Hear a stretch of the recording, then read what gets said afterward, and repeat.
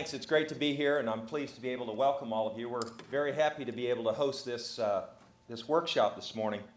You know, as I was trying to prepare for my thoughts or comments this morning, I couldn't help but wonder why we aren't doing a MOOC symposium in a MOOC format. But it's really great to have you all on campus, and hopefully this will be a very useful and helpful day for you. 4.5 years ago, shortly after I arrived at Georgia Tech, we undertook the development of a strategic plan to try to understand what Georgia Tech might be like in 20 or 25 years. What I think is a little remarkable is we had a whole bunch of very, very smart people from across the campus and across the university trying to understand what might happen in the next 20 or 25 years. And within about 18 months, we saw the advent and tremendous explosion of technology-assisted learning. And while that was forecasted or foreseen or foreshadowed in some of the work we did in our strategic plan, I don't think anybody that worked on the strategic plan really understood the extent to which it could or might change the way we think about higher education or education in general.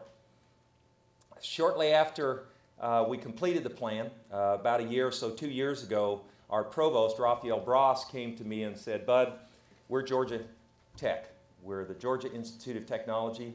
We need to be involved more heavily in this technology-assisted learning." Now, that's not a new area for us. We've actually been working in technology-assisted learning for about 35 years. We started with the distribution of videotapes in beta format, actually some in beta format for distance education, and that's kind of the way we started. But Raphael said we needed to get more involved. And I said, "What does that mean?" And he said, "Well, I want to teach courses." And I said, "What does that cost?" And he said, "Well, it's $50,000 a course." So we invested some resources into that and opened up our first group of 5 courses using this massive open online format and had 20,000 students enrolled the first day. And that gave us some idea of how this was going to develop and the pace at which it was changing. I talked to Raphael the second day. I really didn't get any input or feedback the first day, but I asked him, "How's the enrollment looking on the second day?" And he said, "Well, the train has left the station, and there's good news and bad news." And I said, "Well, what's the good news?" He said, "The good news is we're on the train." I said, "What's the bad news?" He said, "We have no idea where it's going." But we are heavily engaged in this. One of the things that we recently did was to announce the establishment of the first online master's program for credit that would identify a mechanism by which we could monetize this MOOC format. Regent Dean Alford, we had talked to Regent Dean Alford, who's a Tech alum and is out here. Thank you for being here, Regent Alford, about what we were doing, and he suggested that we talk and address and discuss with the regents some of what we were doing and some of what we were thinking. And I will tell you that one of the concerns the regents had in that meeting was that we were offering courses at that time, 5 courses to about 250,000 students around the world for free, and giving away our educational content. And so one of the things that we worked on rather diligently was to try to understand how to monetize this, and we think that this master's, this online master's in computer science, which I'm sure you'll hear more about today, is going to help us do that. We started we announced it in May. We started the admission process about 3 weeks ago. We admitted students for, I think, 2 weeks. We had about 2,500 applications for the degree program for about 400 spots. We were surprised a little bit by those applications. There weren't quite as many as we thought there might be. 80% of them were from the U.S. That was a bit of a surprise because we thought they'd be much more international in nature. And much to my dismay and the dismay of others, only about 350 of those 2,500 were from females. We thought that the use of technology-assisted education might result in a more evenly distributed gender parity within the program. But we're very excited about it. We'll start teaching the courses in January. I refer to it as a pilot, not an experiment, because experiments fail and pilots don't. So we're very excited about that. But when I think about this technology-assisted education, technology-assisted learning, and what's happening, it really is a very exciting and at the same time a very scary time for higher education. And I think it's exciting because it's changing the way we think about many of the things we do. Like most of the institutions that you came from, we started our classes in mid-August, and we will end the regular academic year in May. And we do that because the students harvest the crops in the August, and they plant them in the early spring. And we have to be ready to do that.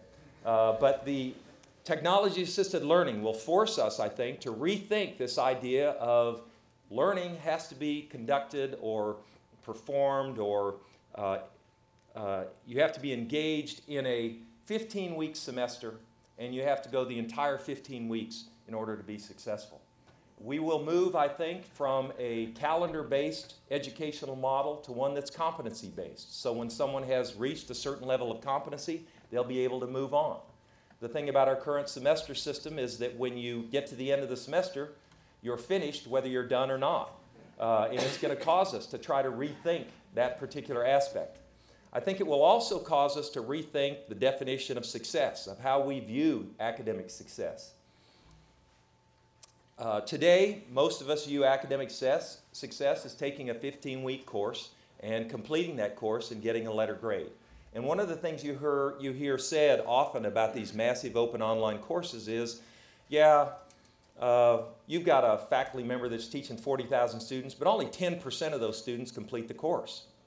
Well, there's 40,000 students that listened to at least one lecture or heard or engaged in at least one discussion and now have some knowledge that they didn't have before. And so success, as opposed to being defined as completing a 15-credit or 15-week semester-long course and getting a letter grade, maybe success will be defined as from the perspective of, you know, I actually learned something. We have Linda Daniels, who worked in the system office for a while, now works here at Georgia Tech, took a course in sustainability. I was talking with her when we were in the very early stages of our courses, and she said she was taking a course in sustainability from the University of Illinois at Urbana-Champaign. And I said, how many students are taking it? She said 10,000, but we're down to about 1,000 now.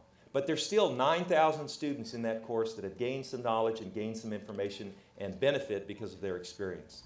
The third point I'd want to make on the exciting part is the exchange of information and the way that information is being exchanged.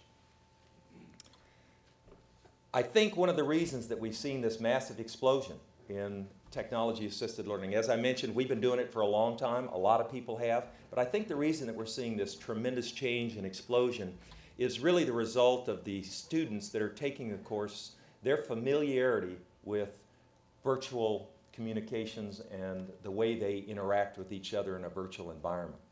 I do not have any friends that I don't know, but I trust me, our students have thousands of friends that they don't know and that they've never met.